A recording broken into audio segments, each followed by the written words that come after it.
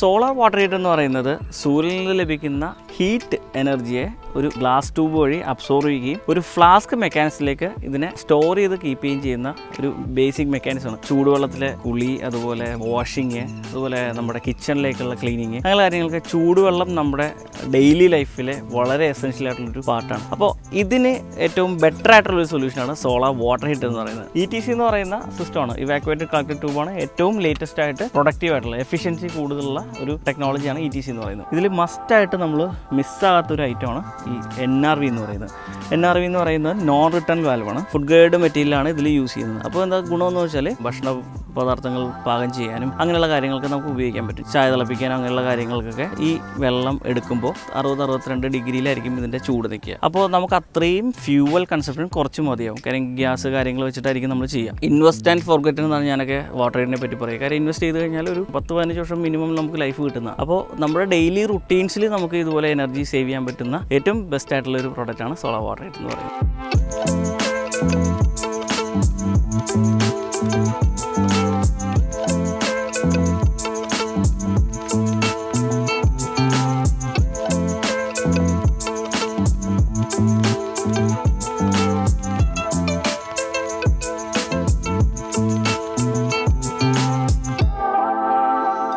Hello everyone, സോളാർക്കാരൻ്റെ ഏറ്റവും പുതിയ എപ്പിസോഡിലേക്ക് എല്ലാവർക്കും സ്വാഗതം. നമ്മൾ കേരളീയർക്ക് ഒഴിച്ചുകൂടാനാവാത്ത ഒരു പ്രൊഡക്റ്റാണ് സോളാർ വാട്ടർ ഹീറ്റർ എന്ന് പറയുന്നത്. കാര്യം നമുക്ക് ചൂടുവെള്ളത്തിലെ കുളി, അതുപോലെ വാഷിങ്, അതുപോലെ നമ്മുടെ കിച്ചണിലേക്കുള്ള ക്ലീനിങ്, അങ്ങനെ കാര്യങ്ങൾക്ക് ചൂടുവെള്ളം നമ്മുടെ ഡെയിലി ലൈഫിലെ വളരെ എസെൻഷ്യൽ ആയിട്ടുള്ളൊരു പാർട്ടാണ്. അപ്പോൾ ഇതിന് ഏറ്റവും ബെറ്റർ ആയിട്ടുള്ളൊരു സൊല്യൂഷനാണ് സോളാർ വാട്ടർ ഹീറ്റർ എന്ന് പറയുന്നത്. നമ്മൾ ഇന്ന് ഒരു സോളാർ വാട്ടർ ഹീറ്റർ എങ്ങനെയുള്ളത് ഇൻസ്റ്റാൾ ചെയ്യണം, അതുപോലെ ഇതിൻ്റെ പ്രയോജനങ്ങൾ എങ്ങനെയൊക്കെയാണ്, എന്തൊക്കെ ടൈപ്പാണ് വാട്ടർ ഹീറ്റേഴ്സ് വരുന്നത് എന്നുള്ള കാര്യങ്ങളൊക്കെയാണ് നമ്മൾ ഡിസ്കസ് ചെയ്ത്. എല്ലാവർക്കും പുതിയ വീഡിയോയിലേക്ക് സ്വാഗതം.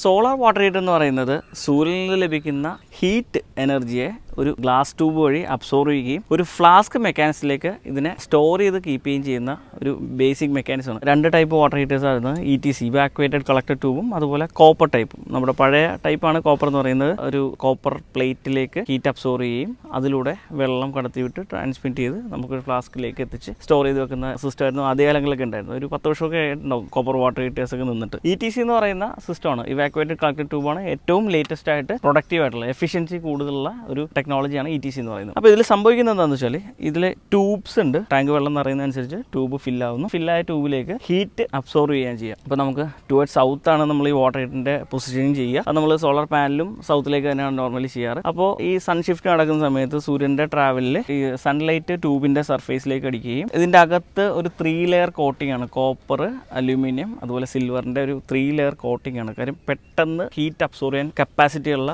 ലോഹങ്ങളാണ് ഇതെല്ലാം. അപ്പോൾ അതിന്റെ ഒരു 3 ലെയർ കോട്ടിങ്ങിന്റെ വേറൊരു സെപ്പറേറ്റ് ട്യൂബ് മെക്കാനിസം ഉണ്ട് ഇതിൻ്റെ അകത്ത്. അപ്പോൾ അതിലേക്ക് ഹീറ്റ് ട്രാൻസ്മിറ്റ് ചെയ്യുകയും അതിനോടൊപ്പമുള്ള വെള്ളവും ചൂടാവുന്നു. ചൂടായ വെള്ളം പതുക്കെ മുകളിലേക്ക് ട്രാവൽ ചെയ്യാൻ ചെയ്യുക. അപ്പോൾ അങ്ങനെ ഇത് ടാങ്ക് ഉണ്ട്.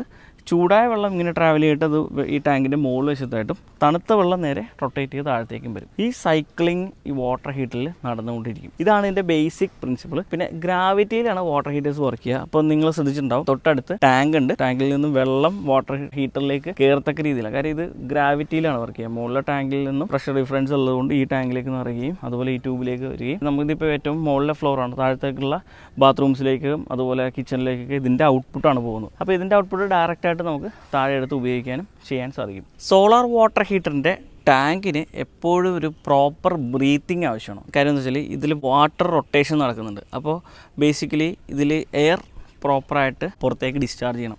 അപ്പോൾ അതിന് വേണ്ടിയിട്ട് ഈ എയർ വെൻറ്റ് വെച്ചിട്ടുണ്ട്. ഈ എയർ വെൻറ്റ് നമ്മുടെ മെയിൻ ടാങ്കിൻ്റെ സെയിം ഹൈറ്റ് തന്നെയാണ് ഇത് മസ്റ്റായിട്ട് വെക്കേണ്ടത്. പിന്നെ ഈ എയർ വെൻറ്റിൽ സാധാരണ പലയിടത്തും നടക്കാനുള്ള മിസ്റ്റേക്കാണ് ഈ എയർ വെൻറ്റിനെ ചിലപ്പോൾ ഒരു എൽബോ ഒക്കെ ഇട്ടിട്ട് ഒരു സൈഡിലേക്ക് മാറ്റിയിട്ടൊക്കെ വെക്കും. അങ്ങനെ ഒരിക്കലും ചെയ്യാൻ പാടില്ല. കാര്യം എന്ന് വെച്ചാൽ ഈ വാട്ടർ ടാങ്കിൻ്റെ അകത്തുനിന്ന് ചൂട് നീരാവി ആയിരിക്കും ഡിസ്ചാർജ് ചെയ്യുന്നത്, എയറിൻ്റെ കൂടെ ഡിസ്ചാർജ് ചെയ്യുന്നത്. അപ്പോൾ നമ്മൾ വേറെ എൽബോയും കാര്യങ്ങളൊക്കെ ഇട്ട് കഴിഞ്ഞാൽ അവിടെ എയർ ലോക്ക് ഉണ്ടാകുകയും വാട്ടർ ടാങ്കിൻ്റെ ബേസ്റ്റിങ്ങിന് വരെ അത് കാരണമാക്കാറുണ്ട്. അപ്പോൾ അതുകൊണ്ട് ഈ എയർ വെൻറ്റിൻ്റെ കാര്യം മസ്റ്റായിട്ട് വാട്ടർ ടാങ്കിൽ ശ്രദ്ധിക്കേണ്ട ഒന്നാണ്. നോർമലി വാട്ടർ ഹീറ്ററിൻ്റെ ഇൻലെറ്റ് വരുന്നത് മീൻസ് വാട്ടർ ഇൻടേക്ക് എടുക്കുന്നത് വാട്ടർ ഹീറ്ററിൻ്റെ താഴെ വശം വഴിയാണ്. അപ്പോൾ അവിടെ നമ്മൾ 3/4 ഇഞ്ചിൻ്റെ CPVC എന്ന് പറയുന്നത് ഹോട്ട് വാട്ടർ പർപ്പസിന് വേണ്ടി മാത്രം ഉപയോഗിക്കുന്ന പൈപ്പുകളാണ്. അപ്പോൾ ആ CPVC പൈപ്പ് കണക്ട് ചെയ്യും. ഇതിൽ മസ്റ്റായിട്ട് നമ്മൾ മിസ്സാകാത്തൊരു ഐറ്റമാണ് ഈ NRV എന്ന് പറയുന്നത്. NRV എന്ന് പറയുന്നത് നോൺ റിട്ടേൺ വാൽവാണ്. കാര്യം മിക്സിംഗ് ടാപ്പൊക്കെ ഉണ്ടെങ്കിൽ തിരിച്ച് ഹോട്ട് വാട്ടർ കറങ്ങി നമ്മുടെ വാട്ടർ ഹീറ്ററിലേക്ക് വരാതിരിക്കാൻ വേണ്ടിയിട്ടാണ് നമ്മളവിടെ NRV പൊസിഷൻ ചെയ്യുന്നത്. ഇന്നിൽ NRV ഇടുന്നതിനെ പറ്റി പറഞ്ഞു. അതുപോലെ ഔട്ട്സൈഡിൽ നമുക്ക് വേറെ മിക്സിംഗ് ടാപ്പ് ജാഗോറിൻ്റെയൊക്കെ ഫിറ്റിങ്സ് ഒക്കെ യൂസ് ചെയ്യുന്ന സ്ഥലങ്ങളിൽ ഔട്ട്സൈഡ് കൂടെ NRV ഇട്ട് കണ്ടിട്ടുണ്ട്. കാര്യം മിക്സിംഗ് ടാപ്പുള്ള സ്ഥലങ്ങളാണെങ്കിൽ മസ്റ്റായിട്ടും NRV ഇന്നും ഔട്ടും ഇട്ട് പോകുന്നതാണ് എപ്പോഴും സേഫ്. കാര്യം മിക്സിംഗ് ടാപ്പ് എപ്പോഴും അതിൻ്റെ ക്ലോസിങ് ചിലപ്പോൾ പല കമ്പനികളുടെയും ചിലപ്പോൾ ഡൈവേർട്ടറൊക്കെ വരുമ്പോഴേക്കും സെൻട്രൽ പോയിന്റിലൊക്കെ മിക്സിംഗ് നടക്കാനുള്ള സാധ്യതയുണ്ട്. അപ്പോൾ അതുകൊണ്ട് മിക്സിംഗ് ടാപ്പ് ഉണ്ടെങ്കിൽ മാത്രം ഔട്ടിലേക്കും കൂടി ഒരു NRV കീപ്പ് ചെയ്യുക. അതല്ല എന്നുണ്ടെങ്കിൽ മസ്റ്റായിട്ടും ഇന്നിൽ ഒരു NRV എന്തായാലും ഇടാൻ വേണ്ടി മറക്കരുത്. കാര്യം റിട്ടേൺ ആയിട്ട് നമുക്ക് ഹോട്ട് വാട്ടർ നമ്മുടെ പൈപ്പിലൂടെ വരുന്നത് തടയാൻ വേണ്ടിയിട്ടാണ് നമ്മൾ ഈ സംഭവം ചെയ്യുന്നത്. ഈ കാണുന്ന ടാങ്കാണ് വാട്ടർ ഹീറ്ററിൻ്റെ സ്റ്റോറേജ് ടാങ്ക് വരുന്നത്. നമുക്കിപ്പോൾ ഈ തൊടുന്ന ഏരിയ എന്ന് പറയുന്നത് ഔട്ടർ സർഫേസ് ആണ്. ഇതിൻ്റെ അകത്ത് ഒരു ഗ്ലാസ് സോൾ മെക്കാനിസം ഉണ്ട്. നമ്മുടെ ഷിപ്പിലൊക്കെ യൂസ് ചെയ്യാറുള്ള ഗ്ലാസ് സോൾ എന്ന് പറയുന്നത് ഹീറ്റ് അധികമായിട്ട് അകത്തേക്ക് വരാതിരിക്കാനാണ് ഗ്ലാസ് സോൾസ് യൂസ് ചെയ്യുന്നത്. പിന്നെ അതുപോലെ സിനിമ തിയേറ്റേഴ്സിലൊക്കെ ഗ്ലാസ് സോൾസ് യൂസ് ചെയ്യാറുണ്ട്. ഈ ഗ്ലാസ് സോളിൻ്റെ അകത്ത് വേറെ ടാങ്ക് കൂടി വരുന്നുണ്ട്. ആ ടാങ്കിലാണ് ഇത് സ്റ്റോർ ചെയ്യുന്നത്. എന്ന് വെച്ചാൽ നമ്മുടെ ഒരു ഫ്ലാസ്കിൻ്റെ കവർ പോലെ ഇത് ആക്ട് ചെയ്യും. ചൂടായിരുന്ന വെള്ളം ആ ഇന്നർ ടാങ്കിലേക്ക് സ്റ്റോർ ചെയ്യുകയും ഇന്നർ ടാങ്കിൽ നിന്നും ഹീറ്റ് പുറത്തേക്ക് ഡിസിപ്പേറ്റ് ചെയ്യാതെ നമ്മുടെ ഗ്ലാസ് സോളും അതുപോലെ ഔട്ടർ ടാങ്കും സംരക്ഷിക്കും. അതാണ് ഇതിൻ്റെ സിസ്റ്റം വരുന്നത്. അപ്പോൾ ഇതിൽ എന്തൊക്കെ ടൈപ്പ് കംപ്ലയിൻറ്റ് വരാം? ഇപ്പോൾ ഇന്നർ ടാങ്കിൻ്റെ ലീക്കേജ് വന്നാൽ നമുക്ക് എൻ്റെ സിസ്റ്റം പ്രോബ്ലം വരാൻ സാധ്യതയുണ്ട്. ഒട്ടുമിക്ക കമ്പനികളും 5 വർഷം അതിന് പക്കായിട്ടുള്ള വാറൻറ്റി വരുന്നുണ്ട്. ഇന്നർ ടാങ്ക് വരുന്നത് ഇത് ഹൈക്കൺ എന്നുള്ള ബ്രാൻഡിനെ കാണുന്നത് 304 ഗ്രേഡ് ഫുഡ് ഗ്രേഡ് മെറ്റീരിയലാണ് ഇതിൽ യൂസ് ചെയ്യുന്നത്. അപ്പോൾ എന്താ ഗുണമെന്ന് വെച്ചാൽ ഭക്ഷണ പദാർത്ഥങ്ങൾ പാകം ചെയ്യാനും അങ്ങനെയുള്ള കാര്യങ്ങൾക്ക് നമുക്ക് ഉപയോഗിക്കാൻ പറ്റും. ഞാനൊരു എക്സാമ്പിൾ പറഞ്ഞുതരാം. ഇപ്പോൾ മോർണിംഗ് സമയങ്ങളിലൊക്കെ ഇപ്പോൾ സാധാരണ ഒരു വീട്ടിൽ നമുക്ക് ഫുഡ് കുക്കിങ് കാര്യങ്ങളൊക്കെ നടക്കണം, അതുപോലെ ബാത്റൂമിലെ കാര്യങ്ങളൊക്കെ നടക്കണം. അപ്പോൾ അതിന് വേണ്ടിയിട്ട് നമ്മൾ യൂസ് ചെയ്യുന്ന സമയത്ത് ഈ മെയിൻ ടാങ്കിൽ ഒരു 65 ഡിഗ്രി വരെ വെള്ളം ചൂടാക്കി കീപ്പ് ചെയ്യാൻ പറ്റും. അതൊരു 78 മണിക്കൂർ വരെ മിനിമം അതിൻ്റെ ആ 65 ഡിഗ്രി എന്നുള്ളത് കുറയാതെ കീപ്പ് ചെയ്യാനും ഇതുപോലത്തെ ടാങ്കുകൾക്ക് സാധിക്കും. നമുക്ക് രാവിലെയുള്ള സമയങ്ങളിൽ ചായ തിളപ്പിക്കാനോ അങ്ങനെയുള്ള കാര്യങ്ങൾക്കൊക്കെ ഈ വെള്ളം എടുക്കുമ്പോൾ 60-62 ഡിഗ്രിയിലായിരിക്കും ഇതിൻ്റെ ചൂട് നിൽക്കുക. അപ്പോൾ നമുക്ക് അത്രയും ഫ്യൂവൽ കൺസപ്ഷൻ കുറച്ച് മതിയാവും. കാര്യം ഗ്യാസ് കാര്യങ്ങൾ വെച്ചിട്ടായിരിക്കും നമ്മൾ ചെയ്യുക. അപ്പോൾ അത്രയും നമ്മളുടെ എനർജി എഫിഷ്യൻസി അവിടെ കൂടുകയാണ് ചെയ്യുക. കാര്യം ഒറ്റ ഇൻവെസ്റ്റ് ആൻഡ് ഫോർഗെറ്റ് എന്നാണ് ഞാനൊക്കെ വാട്ടർ ഹീറ്ററിനെ പറ്റി പറയുക. കാര്യം ഇൻവെസ്റ്റ് ചെയ്ത് കഴിഞ്ഞാൽ ഒരു 10 വർഷം മിനിമം 10-15 വർഷം മിനിമം നമുക്ക് ലൈഫ് കിട്ടുന്ന. അപ്പോൾ നമ്മുടെ ഡെയിലി റുട്ടീൻസിൽ നമുക്ക് ഇതുപോലെ എനർജി സേവ് ചെയ്യാൻ പറ്റുന്ന ഏറ്റവും ബെസ്റ്റ് ആയിട്ടുള്ള ഒരു പ്രോഡക്റ്റാണ് സോളാർ വാട്ടർ ഹീറ്റർ എന്ന് പറയുന്നത്. ഒരു വീട് വെക്കുന്ന ആൾ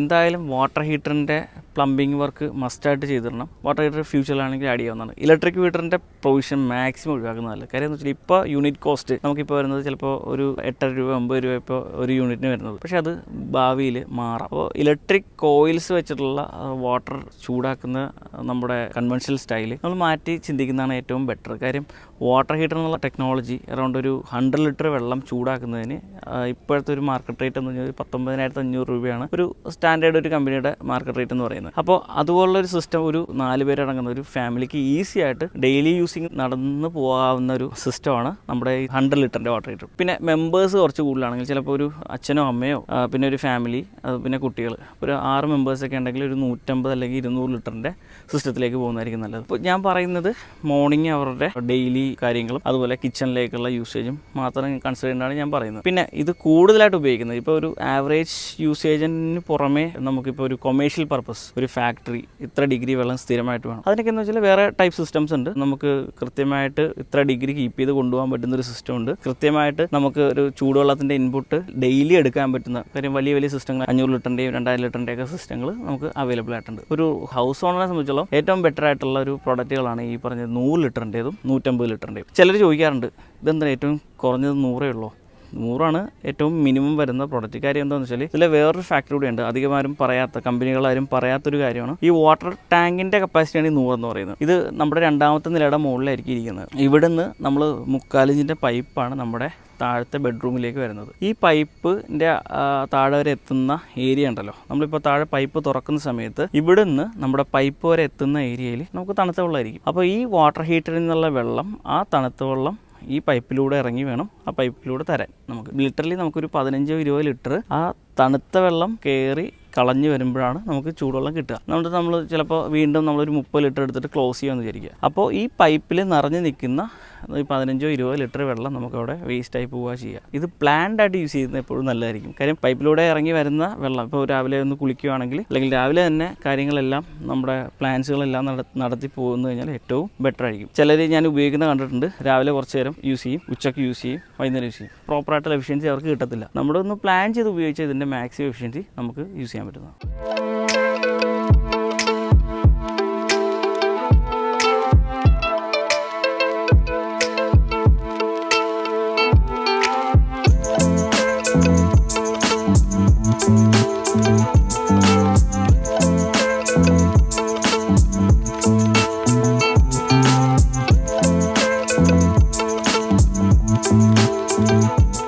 വാട്ടർ ഹീറ്ററിൽ ഉപയോഗിക്കുന്ന വെള്ളത്തിൻ്റെ ക്വാളിറ്റി അത് ഇതിലെ ലൈഫിന് വളരെ ഫാക്ടറാണ്. കാര്യം നിങ്ങൾ എടുക്കുന്ന വാട്ടർ ഹീറ്റർ കമ്പനിയിൽ അത് കൃത്യമായിട്ട് ചോദിച്ച് മനസ്സിലാക്കാൻ ഉപയോഗിക്കാം. ചില കമ്പനികൾ കൃത്യമായിട്ട് പറയും 600 ppm പാർട്സ് പെർ മില്യൺ എന്ന് പറയുക. നമുക്ക് 600 പാർട്സ് പെർ മില്യണിൽ കൂടുതലുണ്ടെങ്കിൽ അത് യൂസ് ചെയ്യാൻ പാടില്ല എന്ന് കൃത്യമായിട്ട് പറയും. ബേസിക്കലി ഇത്രയേ ഉള്ളൂ. ഹാർഡ് വാട്ടർ, സോഫ്റ്റ് വാട്ടർ എന്നുള്ള നമ്മൾ പണ്ട് പഠിച്ചിട്ടുണ്ടല്ലോ ബേസിക് ആയിട്ടുള്ള കാര്യങ്ങൾ. അപ്പോൾ വാട്ടറിൻ്റെ നേച്ചർ നമ്മുടെ വാട്ടർ ഹീറ്ററിന് ഒരു വളരെ വലിയ ഫാക്ടറാണ്. കാര്യം ഇതിൽ കൊറോഷൻ സംഭവിക്കാനുള്ള സാധ്യതയുണ്ട്, ഡസ്റ്റ് ക്യുമുലേറ്റ് ചെയ്യാനുള്ള സാധ്യതയുണ്ട്. ഇപ്പോൾ ഞങ്ങൾ ആലപ്പുഴ ഏരിയയിലൊക്കെ ആണെങ്കിൽ തടിപ്പ് എന്ന് പറയും വെള്ളത്തിന്. തടിപ്പ് കൂടുതലാണെങ്കിൽ നമുക്ക് വാട്ടർ ഹീറ്ററിൻ്റെ താഴെ വശത്ത് ഒരു ലെയർ ഫോം ചെയ്യും. അത് വീണ്ടും അങ്ങനെ കടന്ന് നമുക്ക് കൊറോഷൻ വരാനുള്ള സാധ്യതയുണ്ട്. അപ്പോൾ ബേസിക്കായിട്ട് ഏറ്റവും പ്യൂറായിട്ടുള്ള വെള്ളം വാട്ടർ ഹീറ്ററിലേക്ക് ഇൻപുട്ടായിട്ട് കൊടുക്കുക.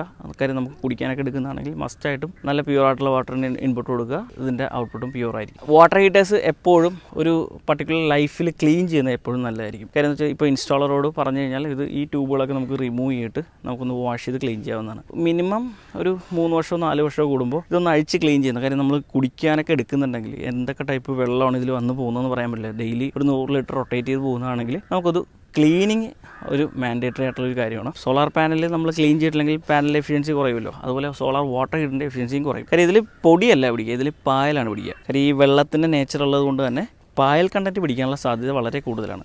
സ്ക്രബ്ബറോ അല്ലെങ്കിൽ നല്ല ടഫായിട്ടുള്ള മെറ്റീരിയൽ എന്തെങ്കിലും വെച്ച് നമുക്ക് ക്ലീൻ ചെയ്താലും ഇത് പ്രോബ്ലം ഒന്നുമില്ല. എന്നാലും ഇതിൻ്റെ പായൽ പോവുള്ളൂ. അപ്പോൾ അത് ബേസിക് ആയിട്ടുള്ള ഈ സോപ്പോ അല്ലെങ്കിൽ ഷാമ്പൂ അങ്ങനെയൊക്കെ സംഭവങ്ങളിട്ട് ഉരച്ച് കഴുകാവുന്നതാണ്. നമ്മുടെ ടെക്നീഷ്യന്മാരൊക്കെ ചെയ്യുന്നതാണ് സാധാരണ. ഒരു സ്ക്രബ്ബർ പോലത്തെ സംഭവം റൊട്ടേറ്റ് ചെയ്ത് വെച്ചിട്ട് ഇങ്ങനെ പുഷ് ചെയ്യുന്നതിലൂടെ കൃത്യമായിട്ട് ഇതിൻ്റെ പായൽ കണ്ടൻറ്റ് പോകുന്നതാണ്. അപ്പോൾ ഈ ട്യൂബ് മാക്സിമം വെയിൽ അബ്സോർവ് ചെയ്യാൻ പറ്റുന്നുണ്ടെന്നുള്ള കാര്യം നമ്മൾ എൻഷുർ ചെയ്തേക്കണം. എന്നാൽ മാത്രമേ ഇത് അതിൻ്റെ എഫിഷ്യൻസിയിൽ വർക്ക് ചെയ്യുള്ളൂ. നമ്മൾ വാട്ടർ ഹീറ്റർ വാങ്ങുമ്പോൾ നമ്മൾ എന്തൊക്കെ കാര്യങ്ങൾ ശ്രദ്ധിക്കണം, അതാണ് നമ്മൾ ഇതിനടുത്ത് ഡിസ്കസ് ചെയ്യാൻ പോകുന്നത്. മെയിനായിട്ട് നമ്മുടെ ഏരിയ, നമ്മുടെ മേഖല എങ്ങനെയുള്ളതാണ് നോക്കണം. നമുക്കിപ്പോൾ ഉപ്പ് കണ്ടൻറ്റൊക്കെ കൂടുതലുള്ള ഏരിയ ആണെങ്കിൽ നമ്മൾ അതിനനുസരിച്ച് പ്രിക്കോഷനൊക്കെ എടുത്തിട്ട് വേണം വാട്ടർ ഹീറ്റർ ചെയ്യാൻ. ഇപ്പോൾ SS മെറ്റീരിയൽ വെച്ചിട്ടുള്ള ഫുള്ള് SS മെറ്റീരിയലുള്ള വാട്ടർ ഹീറ്റേഴ്സ് അവൈലബിൾ ആണ്. പക്ഷേ SS തന്നെയാണോ നിങ്ങൾ ഉറപ്പ് വരുത്തണം, എന്നിട്ട് മാത്രമേ നിങ്ങൾ പർച്ചേസ് ചെയ്യാവുള്ളൂ. ഇത് ഫുൾ ടൈം വെയിലും മഴയും കൊണ്ട് നമ്മുടെ റൂഫിലിരിക്കുന്നതാണ്.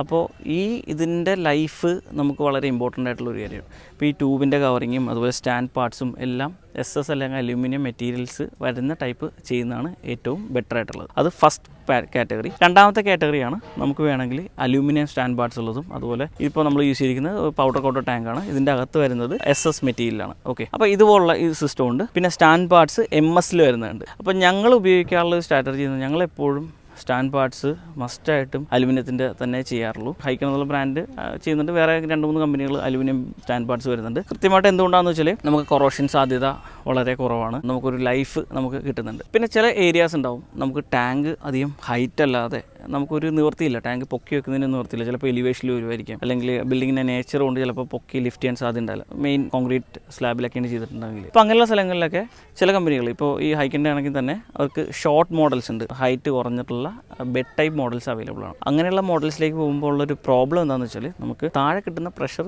വീണ്ടും കുറയും. നമുക്ക് എത്ര പൊങ്ങിയിരുന്ന അത്രയും പ്രഷർ താഴത്തേക്ക് കിട്ടും.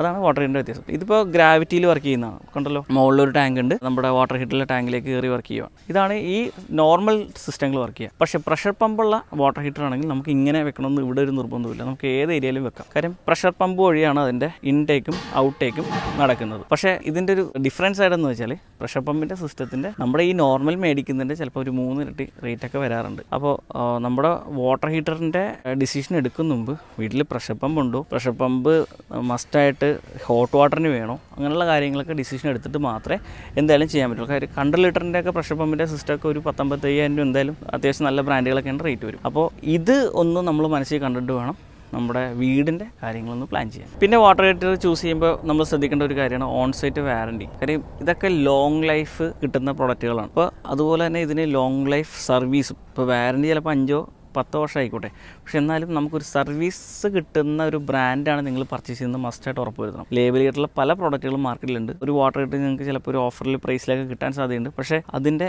ഡ്യൂറബിലിറ്റിയും അതിൻ്റെ ആഫ്റ്റർ സെയിലും ഇത് നമ്മൾ മസ്റ്റായിട്ട് നോക്കേണ്ട കാര്യം. പിന്നെ ഒരു കമ്പനിയും ഈ ട്യൂബുകൾക്ക് വാറണ്ടി തരത്തില്ല. ട്യൂബുകൾ ബ്രേക്കേജ് ആയിക്കഴിഞ്ഞാൽ ഇതിന് വാറണ്ടി ഒരു കമ്പനികളും ഓഫർ ചെയ്യത്തില്ല. നോർമലി ഇത് ഫ്യൂസ് ആയി പോകാറുണ്ട്. ഫ്യൂസ് ആയി മീൻസ് ഇതിൻ്റെ ഇന്നർ ടാങ്കിൻ്റെ ഒരു 3 ലെയർ കോട്ടിംഗ് ഉണ്ടെന്ന് ഞാൻ പറഞ്ഞിരുന്നു. ആ കോട്ടിങ്ങിന് എന്തെങ്കിലും ക്ഷതം സംഭവിച്ചാൽ ഇത് ഫ്യൂസ് ആവും. ഫ്യൂസ് ആയി കഴിഞ്ഞാൽ ഒരു പാൽ കളറിലെ ഒരു വൈറ്റ് കളറിലെ ട്യൂബ് മാറും. അത് അബ്സോർവ് ചെയ്യില്ല, പിന്നെ ഹീറ്റ് അബ്സോർപ്ഷൻ നടക്കില്ല. അങ്ങനെയുള്ള സമയങ്ങളിൽ നമുക്ക് കമ്പനികൾ ട്യൂബ് മാറ്റി തരാറുണ്ട്. പക്ഷേ ബ്രേക്കേജിന് ഒരു കമ്പനിയും തരത്തില്ല. ഇത് ടഫ് ആൻഡ് ഗ്ലാസ് അല്ല, ബേസിക് ഗ്ലാസ് ആണ്. എന്തെങ്കിലും വന്ന് വീണ് കഴിഞ്ഞാൽ മസ്റ്റായിട്ട് പൊട്ടും. അപ്പോൾ എന്തായാലും ഇതൊരു സെക്യൂർ ഏരിയയിലായിരിക്കും നമ്മൾ ഇൻസ്റ്റാൾ ചെയ്യേണ്ടത്. അതുപോലെ ഇതിൻ്റെ ബ്രേക്കേജ് എന്തെങ്കിലും വന്നു കഴിഞ്ഞാൽ ഈ ട്യൂബ് നമുക്ക് ഈ കമ്പനി ആ സമയത്ത് മാറിത്തരാൻ ആ കമ്പനി അവിടെ ഉണ്ടാകുമോ എന്നുള്ള കാര്യം നമ്മൾ ഉറപ്പുവരുത്തിയിട്ടേ ഒരു വാട്ടർ ഹീറ്റർ പർച്ചേസ് ചെയ്യാവുള്ളൂ. യെസ്, ഇതൊരു പൊട്ടിയ ട്യൂബാണ് കേട്ടോ. ഞാനിപ്പോൾ പറഞ്ഞില്ലേ നേരത്തെ, ഇതിൻ്റെ അകത്ത് വേറൊരു 3 ലെയർ കോട്ടിങ് ഇത് വരുന്നുണ്ടെന്നുള്ളത്. അപ്പോൾ ഈ 3 ലെയർ കോട്ടിങ്ങിൻ്റെ കളറൊക്കെ നമുക്കിവിടെ കാണാൻ പറ്റും. അതുപോലെ ഔട്ടറിൽ വരുന്ന ട്യൂബ് ഇതാണ് കേട്ടോ. പൊട്ടിക്കഴിഞ്ഞാൽ വാട്ടർ ഹീറ്ററിൻ്റെ ട്യൂബുകൾ ഇതുപോലെ നശിച്ചു പോകും. വേറെ ഒന്നും ചെയ്യാൻ പറ്റത്തില്ല ഇത്. പിന്നെ ഈ വാട്ടർ ഹീറ്റർ ഇൻഡസ്ട്രിയിൽ അത്യാവശ്യം നല്ല കോമ്പറ്റീഷൻ ഉണ്ട്. നമ്പർ ഓഫ് ട്യൂബും അതുപോലെ ടാങ്ക് സൈസും ട്യൂബിൻ്റെ ഡയമീറ്ററും ഇതിൻ്റെ ഹൈറ്റും ഒക്കെ അങ്ങോട്ടും ഇങ്ങോട്ടൊക്കെ വ്യത്യാസങ്ങൾ പെടുത്തി പ്രൈസ് കോമ്പറ്റീറ്റീവ് പല കമ്പനികളും ആക്കാറുണ്ട്. നമുക്ക് ബേസിക്കായിട്ട് ചിന്തിക്കേണ്ടത് സർവീസ് കിട്ടുമോ, നമ്മൾ വിചാരിക്കുന്ന ഔട്ട്പുട്ട് ഇതിന് കിട്ടുമോ, ചെയ്തിട്ടുള്ള കസ്റ്റമേഴ്സിൻ്റെ ഒരു ഫീഡ്ബാക്ക്, ഇത്രയും കാര്യങ്ങൾ നമ്മളൊരു മുഖവിലൊക്കെ എടുത്തുകൊണ്ട് ഒരു ബ്രാൻഡിനെ ചൂസ് ചെയ്യുന്നതായിരിക്കും ഏറ്റവും നല്ലത്. യെസ് ഫ്രണ്ട്സ്, അപ്പോൾ ഇന്നത്തെ വീഡിയോയിൽ നമ്മളൊരു സോളാർ വാട്ടർ ഹീറ്റർ നമ്മളൊരു വീട്ടിലേക്ക് എന്തൊക്കെ ഡിസിഷൻ എടുത്തിട്ട് വേണം പർച്ചേസ് ചെയ്യാൻ, അല്ലെങ്കിൽ ഒരു സോളാർ വാട്ടർ ഹീറ്റർ നമ്മളൊരു വീട്ടിലേക്ക് ചെയ്യുമ്പോൾ നമ്മൾ എന്തൊക്കെ കാര്യങ്ങൾ ശ്രദ്ധിക്കണം, ഒരു വാട്ടർ ഹീറ്ററിൻ്റെ പ്രധാന വ്യത്യാസങ്ങളും അതുപോലെ വാട്ടർ ഹീറ്ററിനെ പറ്റിയുള്ള ഡീറ്റെയിൽ ഡിസ്കഷനാണ് കണ്ടത്. ഞാൻ എന്തെങ്കിലും കാര്യങ്ങൾ വിട്ടുപോയിട്ടുണ്ടെങ്കിൽ നിങ്ങൾക്ക് തീർച്ചയായും താഴെ കമൻറ്റ് ചെയ്യാവുന്നതാണ്. അപ്പോൾ ഇതുപോലെ വെറൈറ്റി കണ്ടൻറ്റ്സ് ഇനിയും നമ്മുടെ ചാനലിലൂടെ ഉണ്ടായിരിക്കും. മറ്റൊരു വീഡിയോയിൽ കാണാം. This is Akhil signing off from solar. Thank you.